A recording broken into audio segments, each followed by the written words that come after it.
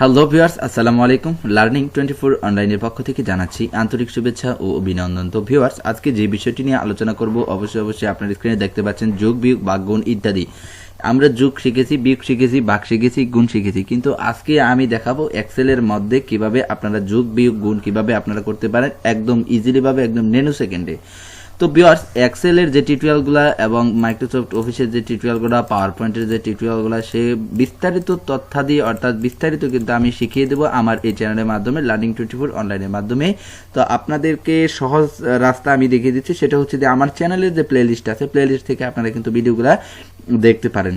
তো ভিউয়ার্স, চলুন কথা না বাড়িয়ে এখন আমরা কাজে চলে যাবো। আর কাজে চলে যাওয়ার আগে একটি কথা, যারা এখনও আমার চ্যানেলটিকে সাবস্ক্রাইব করে নেই তারা চ্যানেলটিকে সাবস্ক্রাইব করে নিন এবং ভিডিওতে লাইক দিন।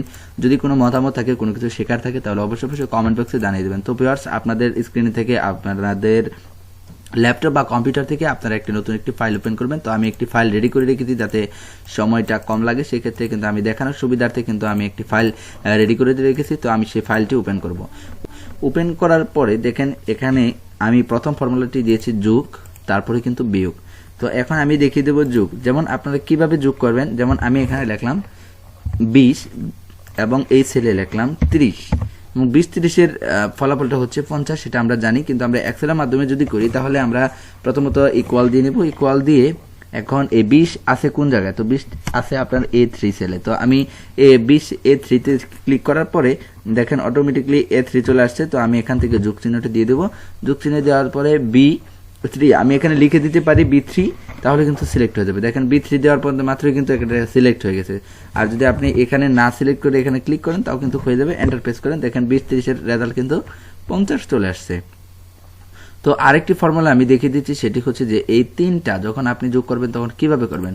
তখন আপনি এক কাজ করবেন, ইকুয়াল দিয়ে নেবেন। ইকুয়াল দিয়ে আপনার একটা ফাংশন লিখে নেবেন। যেমন আমি লিখে দিলাম সাম লিখে এখানে ফার্স্ট ব্র্যাকেট আমি দিয়ে দিলাম। তারপর আপনার চাচ্ছে কি সাম দেওয়ার পরে ফার্স্ট ব্র্যাকেট, তারপর কিন্তু নাম্বার চাচ্ছে। অর্থাৎ আমি এই 20 থেকে 20, 30, 50 অর্থাৎ 20 হচ্ছে প্রথম সংখ্যা এবং 50 হচ্ছে কিন্তু শেষের সংখ্যা। তো আমি এখানে 20 আমি ক্লিক করলাম, 20-এ ক্লিক করলাম, অর্থাৎ A3-তে আমি ক্লিক করলাম। ক্লিক করার পরে এখান থেকে ইস্টু চিহ্নটা দিয়ে দিলাম। তো ইস্টু চিহ্নটা দিয়ে দেওয়ার পরে আপনি আবার 50-এ ক্লিক করে দেবেন। যেমন C3-তে ক্লিক করে দিবেন, আবার ফার্স্ট ব্র্যাকেটটা দিয়ে আটকাই দেবেন। আটকিয়ে দেওয়ার পরে আপনি এন্টার প্রেস করবেন, দেখবেন এখানে কিন্তু আমার চলে আসছে। দেখেন এখানে আমি লিখলাম 40, আরেক জায়গায় লিখলাম 60, আরেক জায়গায় লিখলাম আপনার 45। তো আমি এটিকে যদি কাজ করি, দেখেন সম্পূর্ণ আমি সিলেক্ট করলাম। সিলেক্ট করে দেওয়ার পরে আমি অটো সামে ডাইরেক্টলি ক্লিক করে দিচ্ছি। অটো সামে ক্লিক করার পরে দেখেন খুব সুন্দরভাবে কিন্তু 149 চলে আসে। এটা কিন্তু আমি কোনো সূত্র লিখি নাই। তো ভিউয়ার্স, আমি আবার বিষয়টিকে দেখিয়ে দিচ্ছি। এবার দেখিয়ে দিলাম যে কিভাবে আপনি সূত্রের মাধ্যমে আপনি যোগফলটা বের করবেন। যেমন আমি এখানে লিখলাম 20, আরেকটা সেলে লিখলাম 20, আরেকটা সেলে লিখলাম 20, আরেকটা সেলে লিখলাম 20। তো আমি বোঝানোর সুবিধার্থে কিন্তু এগুলা আমি লিখেছি। তো এখন আমি কোনো সূত্র লিখবো না। দেখেন আমি কোনো সূত্র লিখবো না।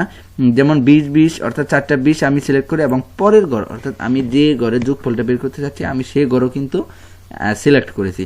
তো সিলেক্ট করার পরে যে কাজটি করবেন, সরাসরি ডান কর্নার থেকে আপনারা অটো সামে ক্লিক করে দেবেন। দেখেন অটো সামে ক্লিক করে দেওয়ার পরে কিন্তু আমার এখানে আসে কিন্তু রেজাল্টটা চলে আসছে।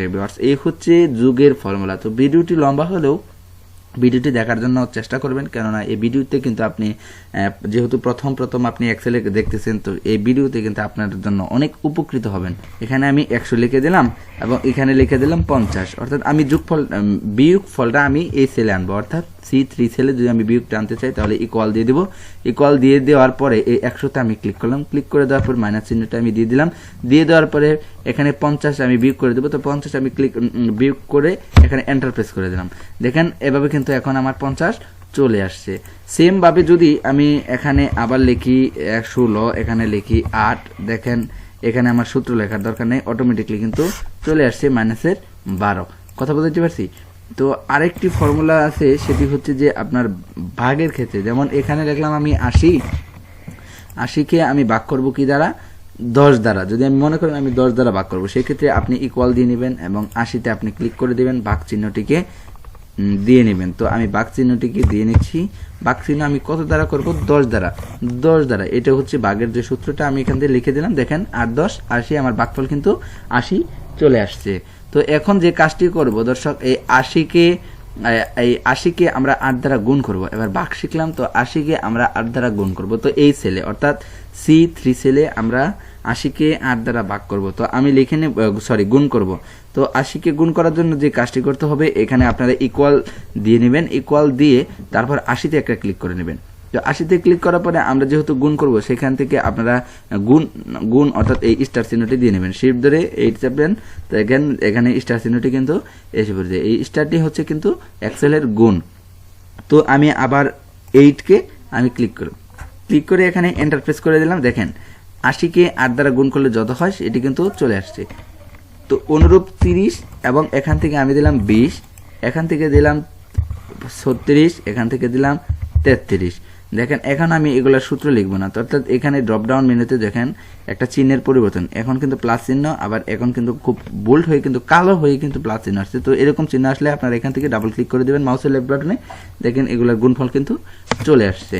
তো দর্শক, এই হলো যোগ বিয়োগ এবং গুণের সিস্টেম। তো আমি আবারও দেখিয়ে দিচ্ছি, এখান থেকে মনে করেন এটা লিখলেন, হ্যাঁ এটা লিখলেন, এটা লিখলেন, এটা লিখলেন, আমি আবারও এটা লিখলাম, এটা লিখলাম, এটা লিখলাম, এটা লিখলাম।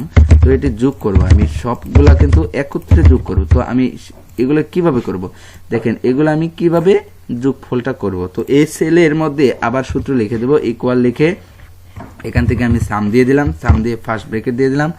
এখানে আমি A4 সিলেক্ট করলাম, সিলেক্ট করার পর এখানে ইস্টু চিহ্নটা আমি দিয়ে দিলাম। দিয়ে দেওয়ার পরে এখান থেকে D4 আমি ক্লিক করে দিলাম, ক্লিক করে ফার্স্ট ব্রেকেট আটকাইয়া আমি কিন্তু এন্টার প্রেস করে দিলাম। অর্থাৎ আমার এই লাইনের কিন্তু যোগফল এসে পড়েছে। তো এগুলোর যোগফল কিভাবে আনবেন, আবার 403-এর আমার যোগফলের মধ্যে এরকম প্লাস চিহ্ন আসলে আপনি এখানে ডাবল ক্লিক করে দেবেন। দেখেন এখানের যোগফল কিন্তু খুব সুন্দরভাবে চলে আসছে। তো এই হলো যোগ বিয়োগ ভাগ গুণ ইত্যাদির কাজ আমি কিন্তু দেখিয়ে দিলাম, যেটা আপনি এক্সেলে প্রথম আসলে আপনাকে যোগ বিয়োগ ভাগ গুণ আগে শিখতে হবে, তারপর পরবর্তী যা করবেন আপনি পরবর্তী শিখবেন। তো সবাইকে মানে অনুরোধ জানানো হলো যে আমার চ্যানেলটিকে যদি আপনার এক্সেল শিখতে হয় তাহলে আমার চ্যানেলটিকে আপনি ফলো করেন। আমি শিওর 100% শিওর আপনি এক্সেলে এক্সপার্ট হয়ে যাবেন। সেই জন্য আপনাকে আমার ইউটিউব চ্যানেলের যে প্লে লিস্টটা আছে, তো প্লে লিস্ট থেকে কিন্তু মাইক্রোসফট ওয়ার্ড, এক্সেল আর অনলাইন অ্যাপ্লাই এগুলো কিন্তু আপনি আমার চ্যানেল থেকে পেতে পারেন। তো একটু আপনি আমার প্লেলিস্ট থেকে ঘুরে আসেন, তো আপনার প্রয়োজনীয় ভিডিওগুলো দেখতে পারেন। তো এ ছিল আজকের ভিডিওতে। তো আমি ভিডিওটি শেষ করলাম। তো সবাই ভালো থাকবেন, সুস্থ থাকবেন। আসসালামু আলাইকুম।